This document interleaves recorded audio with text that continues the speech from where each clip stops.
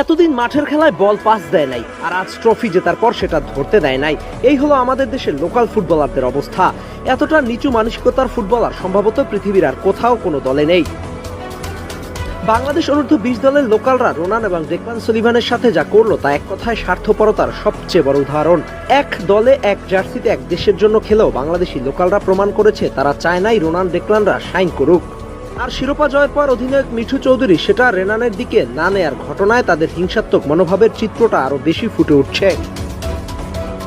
বাংলাদেশ অনূর্ধ্ব 20 দলের সাফ জয়ের পেছনে সবচেয়ে বড় অবদান ছিল রেনান সুলিভানের। সুদূর বিদেশ থেকে দেশের টানে ছুটে এসে সুলিভান ব্রাদার্সরা দেখিয়েছে এই দেশের প্রতি তাদের টান কতটা গভীর। দেশের সমর্থকরাও তাদের আপন করে নিয়েছে নিজের ছেলের মতো করেই। কিন্তু জনগণের এই ভালোবাসাই যেন তাদের দুই ভাইয়ের জন্য কাল হয়ে দাঁড়ালো। টুর্নামেন্ট জুড়ে মাঠের পারফরমেন্সে একাধিকবার রোনানকে উপেক্ষা করার এই দৃশ্য দেখা গেছে। সহজ পাস না দিয়ে অপ্রয়োজনীয় শট নেয়া কিংবা আক্রমণে তাকে এড়িয়ে চলা, এসব আচরণ পুরো টুর্নামেন্ট জুড়েই চোখে পড়েছে। ফাইনালের মঞ্চ সেই গল্পের ভিন্নতা ছিল না। ভারতের বিপক্ষে গুরুত্বপূর্ণ ম্যাচে রোনানের অবদান শেষ পর্যন্ত ব্যবধান গড়ে দেয়। তার আত্মবিশ্বাসী প্যানেনকা শটে বাংলাদেশ পায় কাঙ্ক্ষিত জয়। এমন এক ঐতিহাসিক মুহূর্তে যেখানে পুরো দল একসাথে উদযাপনে মেতে ওঠার কথা, ঠিক তখনই ঘটে বিতর্কিত সেই ঘটনা। ট্রফি হাতে নেওয়ার পর অধিনায়ক মিঠু চৌধুরী ও তার সতীর্থরা যখন উদযাপনে ব্যস্ত, তখন রোনানরা স্বাভাবিকভাবেই ট্রফিটা ছুঁয়ে দেখার আগ্রহ প্রকাশ করে। কিন্তু ক্যামেরায় ধরা পড়ে তাকে সেই সুযোগ দেওয়া হয়নি। শুধু রেনান নয়, ডেকলান সুলিভান একইভাবে ট্রফির কাছাকাছি যেতে চাইলেও বারবার উপেক্ষিত হয়েছে। বিষয়টি মুহূর্তেই সামাজিক যোগাযোগ মাধ্যমে ছড়িয়ে পড়ে এবং শুরু হয় তীব্র সমালোচনা। একটি দলের সাফল্য কখনোই ব্যক্তিগত নয়, এটা সম্মিলিত প্রচেষ্টার ফল।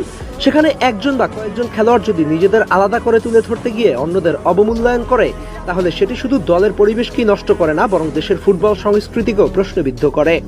বিশেষ করে প্রবাসী খেলোয়াড়দের ক্ষেত্রে এই আচরণ আরো স্পর্শকাতর।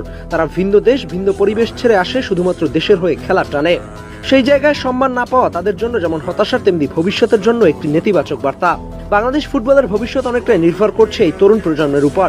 আজ যারা অনূর্ধ্ব 20 দলে খেলছে তারাই আগামী দিনে জাতীয় দলের প্রতিনিধিত্ব করবে। কিন্তু যদি এই বয়সী তাদের মানসিকতা এবং সংকীর্ণতা হয়ে ওঠে, তাহলে বড় মঞ্চে গিয়ে দলগত ঐক্য কতটা বজায় থাকবে তা নিয়ে শঙ্কা থেকেই যায়। সেই সাথে প্রবাসী ফুটবলাররা এভাবে অপমানিত হলে একটা সময় এই দেশের প্রবাসীদের আশার যে রথ চালু হয়েছে সেটাও বাধাগ্রস্ত হবে।